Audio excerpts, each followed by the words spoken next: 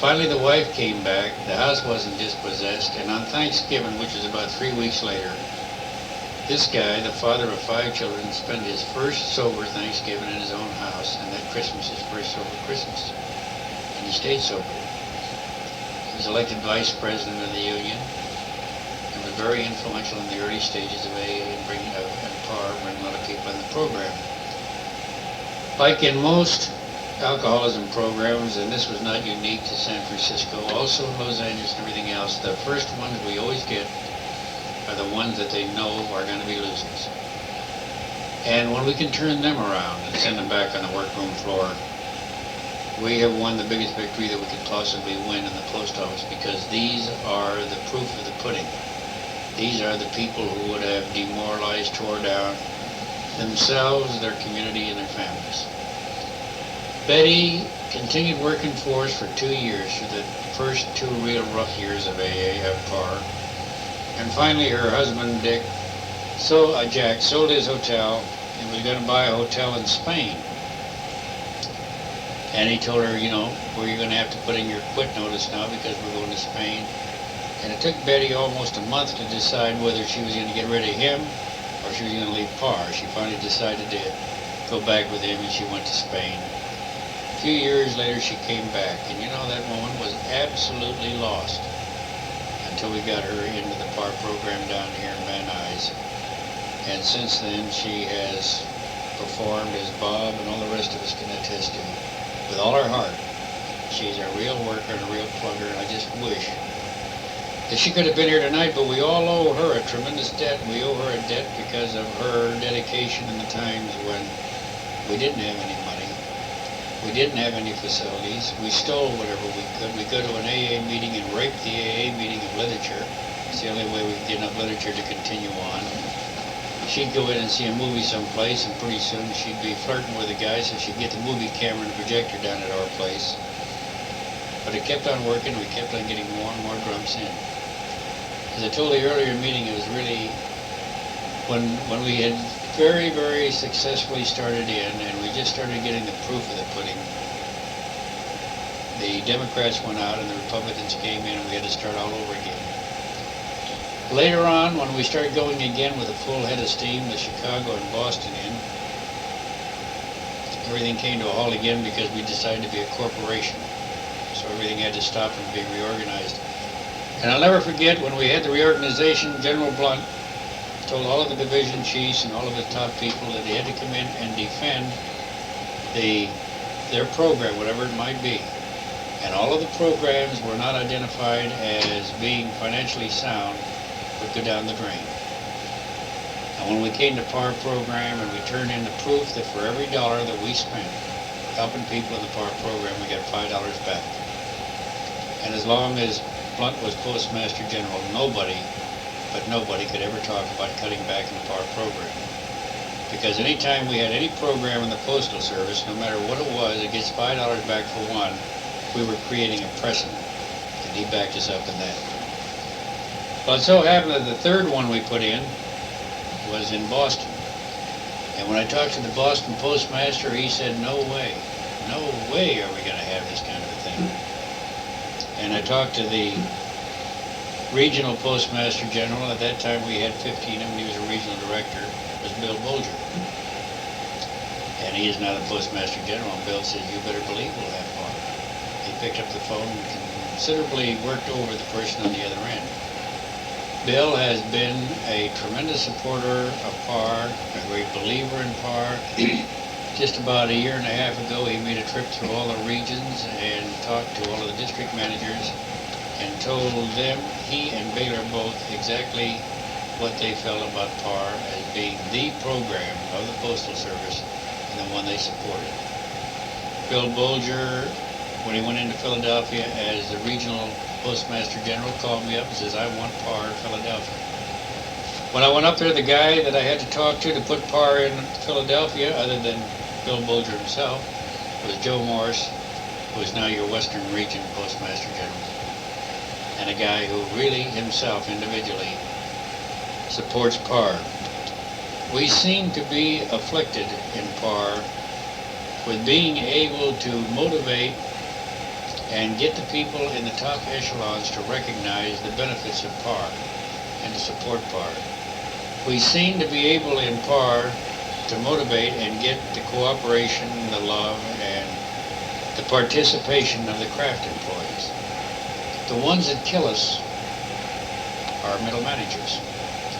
The bureaucrats who feel that anything new, anything they don't have control of, anything they don't understand, has got to be opposed. They put themselves in an adversary position, not from knowledge, but from ignorance. And this has been the story of so many programs aimed at upping the social welfare of the people within the Postal Service. We've had a lot of good programs, and a lot of good programs initiated and started in the Postal Service.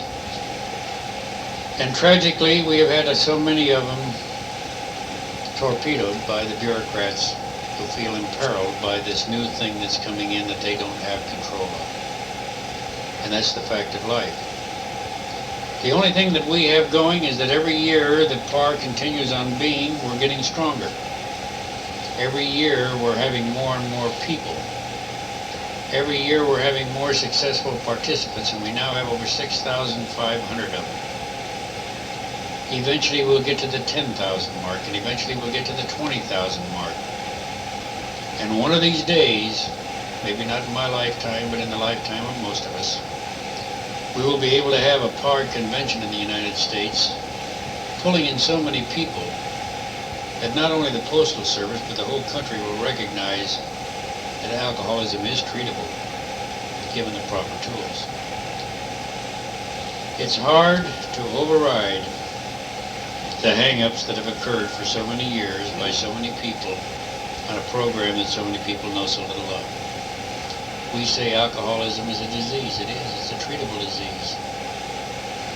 The sinful part about alcoholism is to become educated on alcoholism and to know the answers, and then not to do anything about it. It's certainly no sin to be an alcoholic, practicing alcoholic, if you don't know that you got the disease in the first place. When I came into AA after 18 years of alcoholic drinking all over the world and in a hell of a mess, a man who was a primary alcoholic like Bob and one completely incapable of predictable behavior after I took a drink, I came into this wonderful fellowship and met people who are doing the same functions in those days as our counselors are now. They pointed the signposts at me and told me, these are the things. They say there are no musts in AA. Don't you believe it? There's a hell of a lot of musts if you want to stay sober. There are not 12 suggested steps in the program of AA. There is a suggested program which consists of 12 steps. Each of us individually can work any kind of an AA program we want, but it's not AA, it is our program. We work the AA program when we try to the best of our capability to work the 12 steps of a suggested program. And that suggested program is a winning program, and that is AA. My counselors told me that when I came in. I called them my sponsors. My sponsors told me a lot of things. I was an agnostic, trying very desperately in my puny manner to be an atheist. I didn't believe in anything unless it was negative, because to me, if I had admitted anything positive, I'd had to admit my own defeat, and I didn't want to do that. And so doing that, I had gone ahead and disbelieved in any type of religion or spiritual life, and my old sponsor, Robbie Robinson, who wrote the eye-opener, says, don't sweat it, just keep coming in and listening. Sooner or later, you'll find an answer whether you have a spiritual program or not. And he was right. I didn't sweat it. I was willing. And somewhere between the second year and the fifth year or the sixth year, I suddenly realized that I had a very deep and abiding faith in a higher power that I had never had before in my life, because I had never gone to a church. The only time that I had ever had anything to do in religion, I'm going to give you just a little bit of my drunk log to show you. I'd been in the submarine service about 5 years in Pearl, and it was before the war started, and I came back out there, and while they were waiting for the submarine to come from the East Coast, they put me on a 4-piper destroyer that was hauling aviation gas between Pearl Harbor and Wake Island, and we were hauling the Wake Island heroes out to Wake Island. Well, the Wake Island heroes were people who were drunks in the West Coast and had been given the alternative by the judges here of either 1 year imprisonment or sign up for Wake Island a good salary, so they'd gone to Wake. And I would help them tote their alcohol on board when we took them off into Pearl Harbor to move them out to Wake Island, and I'd help them drink them on the way out, and I drank it when we got there. Being an alcoholic, I also realized that I might be endangering my career if I didn't do something about this missing of ships when I was on a blackout.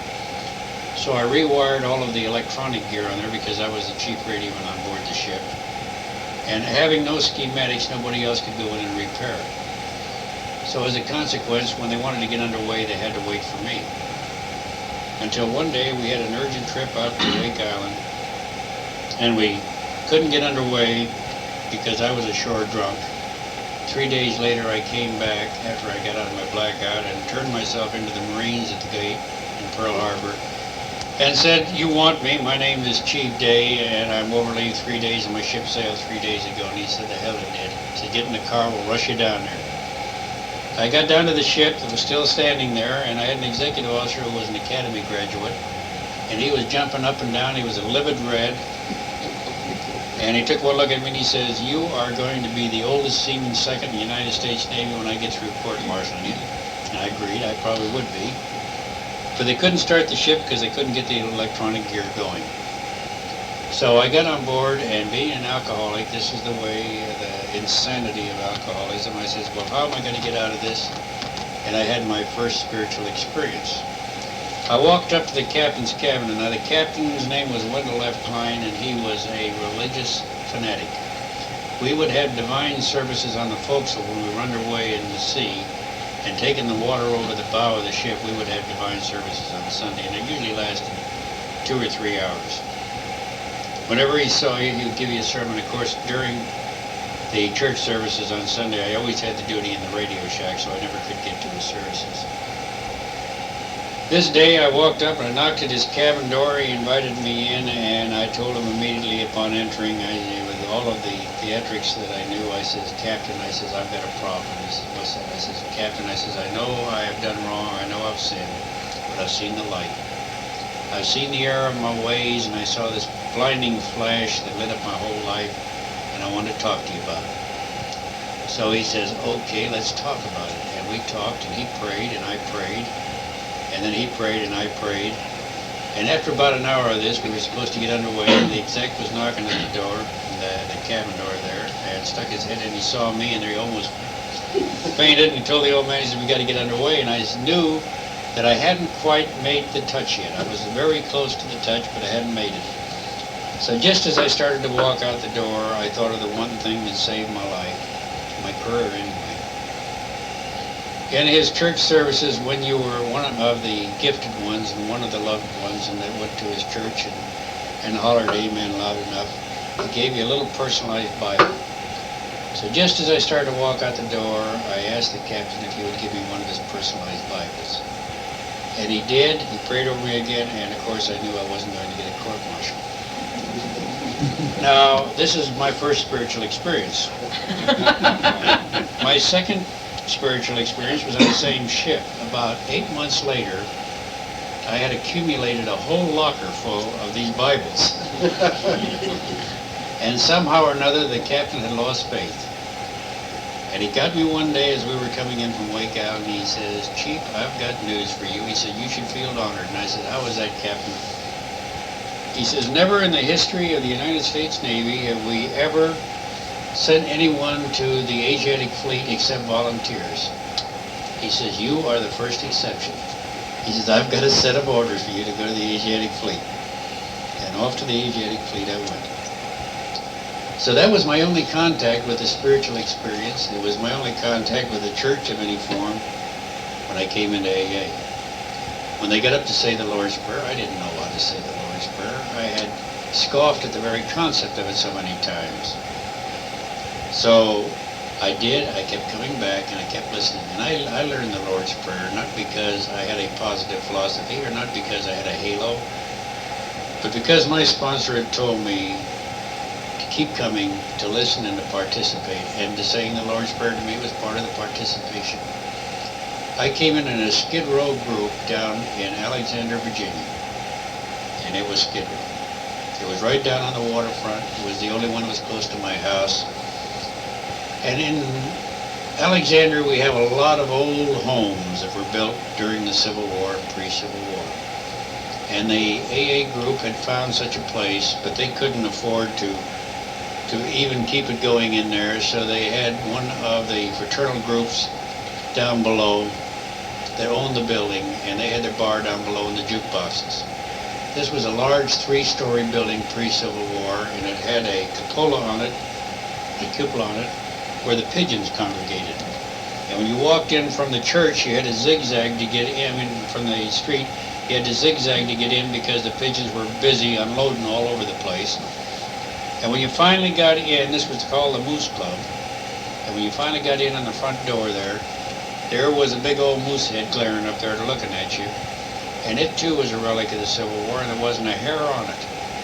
And the 2 eyeballs were down on the cheeks, and it was a sad, sad looking thing, and it made you feel real depressed when you looked at it. Underneath of it, there was an old couch that we put the drunks on, and they would urinate in it regularly, so it smelled when you walked in the door. You could smell it.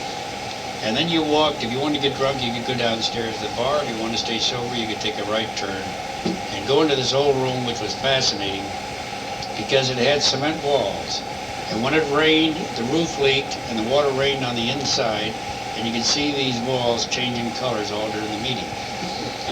And the women, when they came in and sat there, would never sit with their feet on the floor. They would always put their feet on the chair in front of them. And it didn't take long to learn that the reason why is the floors were so old and so dry that they separated, and during the services the mice would come up and run across the floor and go back down the other side again. And about every meeting that we had, we would have some drunk come in and have a convulsion. We would never interrupt the meeting for that. We would always sit on them until the meeting was over with, and then we would go take care of them. And this was a great group. We got a lot of sobriety. Like I say, the guy that wrote the eye-opener, he hung out in there. He was probably the wealthiest man in Northern Virginia, and still this was his hangout. And we found a lot of things in there. And these were the things that I learned that stood me in good stead. The fact that I was insane was no doubt at all in that when I recounted my alcoholic escapades. I realized that being insane was much better than being a moral degenerate. For the first time in probably 18 years of drinking, I was able to forgive myself. Because I wasn't doing this of my own will, I was doing this because I was a very sick human being and I needed help. I had the disease of alcohol, and when I took a drink of alcohol, I was allergic to alcohol. All of these beautiful things that I learned in those early days all went into the PAR program. Where else could it go? The higher power took me on out of the Navy, eventually retiring and going into the Civil Service and working in various echelons until I ended in the Postal Service and had the pleasure of putting in this PAR program and watching it grow. But the credit does not go to me. The credit goes to the people who are the fundamentals of the program, the people who carry the philosophy, that have people puke on them, that listen to the ranting and the ravings, the people that put up with the sweat and the blood and the tears, and those are the counselors. And the amazing thing about our program is that most of the counselors that we've hired over a period of 10 years are still with the program. I don't know of any greater compliment to a program than to say that the first 2 counselors we have 10 years later are still working in the program, still putting up with drunks, still putting up with supervisors who don't give a damn whether a person lives or dies, still putting up with postmasters who have an absolute disdain for the drunken program, as they call it, who care not whether the person on the workroom floor suffers or whether he lives. And we're bringing about a change because we do care, because we do love. And we're bringing about a change, and part of the change we hope will come out in the new national agreement.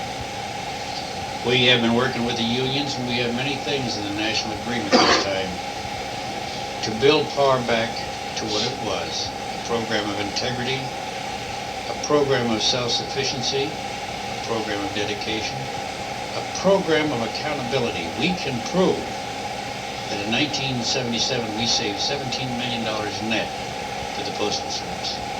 The Comptroller General of the United States, the most incorruptible figure himself, had this place audited. We can prove these things. We can prove that we have 6,500 recoveries. The program is spreading. We are this time in negotiations trying to build that back into the program, the integrity of the program, with technical guidance and direction from the people who know, and those are the people who have to carry out the task. How can a postmaster, an ENLR officer, a medical officer, or anyone else who is not directly involved in alcoholism going to communicate with the alcoholic? Hell, they've been trying to do it for 6,000 years and they haven't succeeded. Why should they suddenly become gifted? They aren't. But that middle bureaucracy, our biggest opponent, not just to the PAR program, of any social program that wants to help people, that is the big one, and that is the nut that we have to crack.